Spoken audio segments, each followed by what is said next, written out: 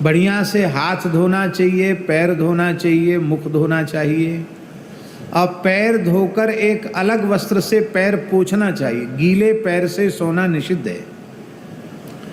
फिर आचमन करना चाहिए, प्राणायाम करना चाहिए, और फिर भगवत स्मरण पूर्वक शयन करना चाहिए। ये शयन की विधि है। जगने की विधि है तो सोने की भी विधि है। अब ईमानदारी से बताओ, हाथ पांव धो के कौन कौन सोते हैं?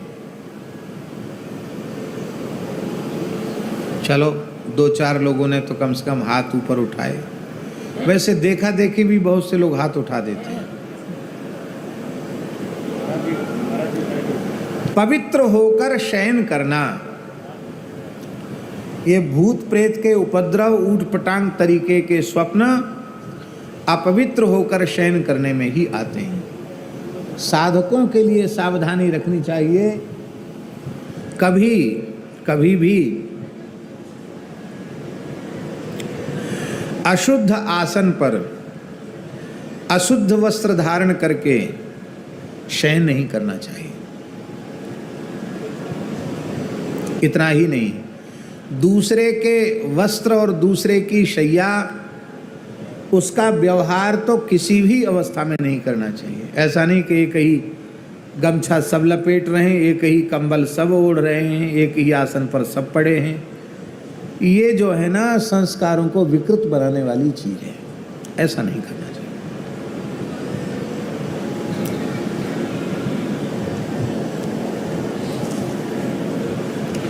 आप लोगों को एक बात हम सुना रहे हैं।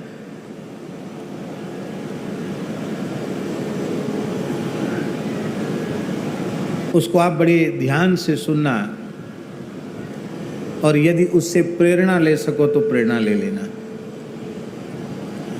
हम अपने पूज्य गुरुदेव श्री पहाड़ी बाबा महाराज के साथ ग्वालियर में एक भक्त के यहाँ गए। हमारा बाल्यकाल ही था। यह बात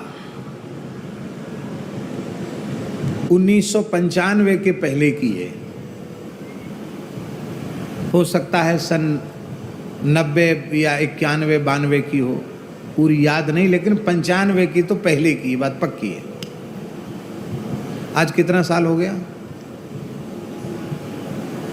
है? हाँ, 29 वर्ष बता रहे हैं। 29 वर्ष हो गया, तो बहुत पुरानी बात तो नहीं। यदि 95 के पहले की माने तो 29 वर्ष पुरानी बात है। श्री गुरुदेव भगवान की अपार कृपा करुणा से हमें कभी ऊट पटांग दृश्य स्वप्न में नहीं आते, कभी भी।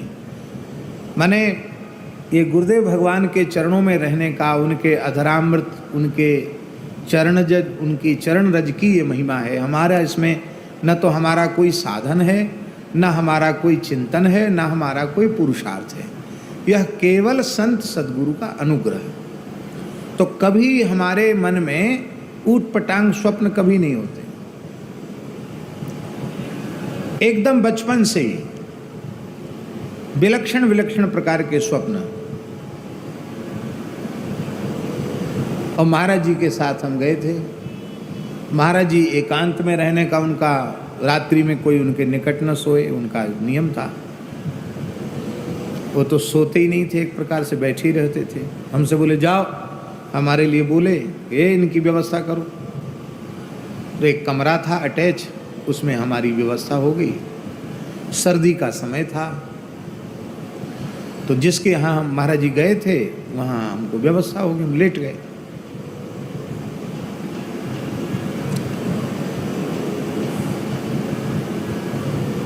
लेटने के बाद जैसे ही नींद हुई कि बड़े ऊट पटांग स्वप्न आरंभ हो गए।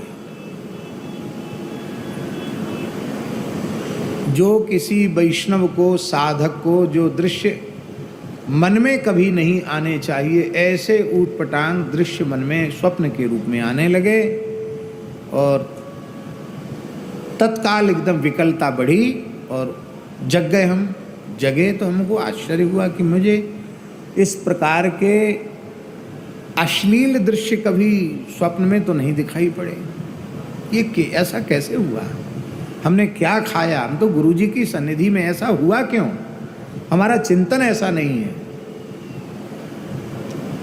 तो मन में सोचा कि कोई न कोई अशुद्धि शरीर में रह गई है।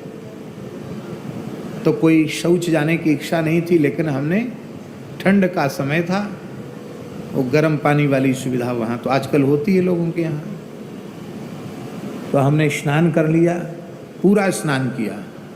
स्नान करके अब ठंड बहुत थी, तो अपना ही एक गर्म चादर ऐसे भूमि में, आजकल कमरों में भी बेड लंबा चौड़ा होता है और उसमें जगह ज़्यादा नहीं रह जाती है, तो उसमें जितनी भी जगह थी अपना एक चादर, जैसे साधु साई आसन लगाते हैं ऐसे बिछा लिया और ऐसे ही अपना कपड़ा लेकर उसी ठंड में सोने लग गए। नींद तो पूरी हुई नहीं थी, इसलिए नींद आ गई। और जैसे ही सोना आरंभ किया, आपको हम क्या बतावें, श्री वृंदावन की लीलाओं की स्मृति होने लगी और ठाकुर जी की लीला दिखाई पड़ने लगी। सोए ग्वालियर में थे, पहुंच गए जमुना जी के पुलिन में और वो लीला दिखने लग गई। तो एक ही रात्रि में दो प्रकार के अनुभव, बड़ी प्रसन्नता हुई। फिर सवेरे हमने अपनी अनुभूति पूज्य गुरुदेव के चरणों में निवेदित की, तो उन्होंने कहा कि वो महाराज जी तो महाराज जी थे, बोले देख बच्चा, हम पढ़े लिखे साधु नहीं हैं, ये पढ़े लिखे पंडितों की बातें अलग होती हैं। देखो, साधु का बिस्तर नहीं होता, साधु का होता आसन, और दुनियादारी वालों का होता है बिस्तर। बिस्तर माने जानते हैं क्या होता है? महाराज जी क्या होता है? बोले जो विषयों से तर हो वो बिस्तर, और जिस पर बैठकर भगवत चिंतन हो वो आसन। साधुओं का आसन होता, साधुओं का बिस्तर नहीं होता। इसलिए गृहस्थियों के गद्दा, तकिया, कंबल, इनका व्यवहार साधु को नहीं करना चाहिए। चाहे अपना टाट का बोरा लेके चलो, पर अपना आसन, अपना वासन, अपना कमंडल, अपना पात्र होना चाहिए। गृहस्थियों के ज़्यादा संपर्क में आने से बचना चाहिए। Direct funds or regular funds, the right choice can get you up to 1% extra return. तब से लेके अब तक सामान थोड़ा सा हमारे साथ ज़्यादा हो जाता, लेकिन हमारी तकिया, हमारा आसन हम अपने साथ लेके चलते हैं।